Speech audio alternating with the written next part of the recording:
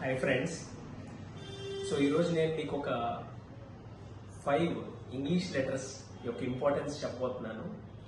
So కిడ్నీస్కి ఈ 5 లెటర్స్కి సంబంధం ఏంటని మీరు అందరూ అనుకోవచ్చు. సో 5 అక్షరాలు గుర్తుంచుకోండి. ఏ, బి, సి, డి, ఈ. సో మనకి ఇంగ్లీష్లో ఫస్ట్ 5 లెటర్స్.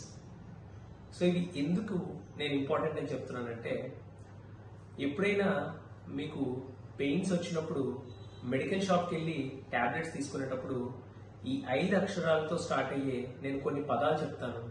ఆ పదాలు కనుక మీ మెడికల్ షాప్లో తీసుకునే ట్యాబ్లెట్స్లో ఉంటే అవి తప్పకుండా అవాయిడ్ చేయండి. So A, ఎసెక్లోఫెనాక్.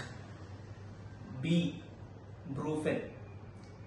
C, celecoxib. D, diclofenac.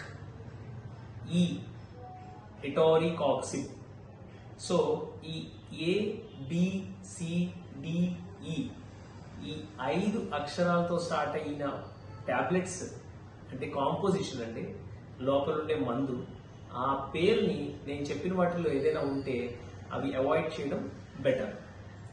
So safe ఏంటి అంటే పీతో స్టార్ట్ అయింది, పారాసెటమాల్. మీ అందరికీ తెలిసిందే.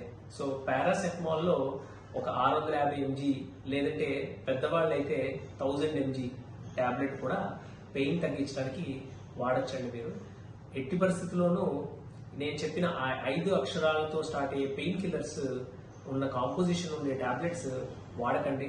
మేము చాలా మంది ఈ ట్యాబ్లెట్స్ వాడాక కిడ్నీ సమస్యలు రావడం, అలాగే కిడ్నీ సమస్యలతోటి డయాలసిస్కి అది వెళ్ళడం చూస్తుంటాము. సో ఇది మీ అందరికీ ఉపయోగపడాలని చెప్తున్నాను. So wish you all the best and take care of your health. Thank you.